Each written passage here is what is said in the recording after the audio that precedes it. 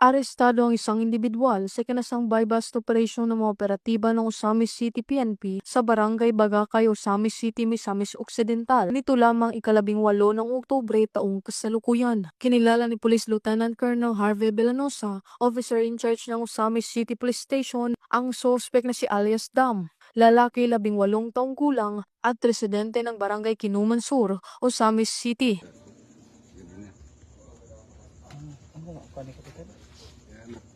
Anak ni Kapitan. Lali?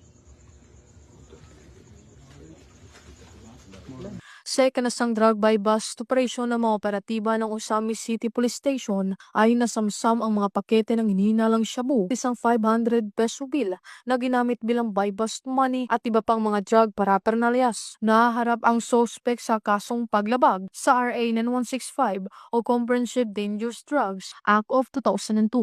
Mula dito sa Police Regional Office 10, ako ang inyong Police News Network Correspondent Patrol Woman Danasa Berdos, alagad ng batas taga-taguyod ng Balitang Pulis.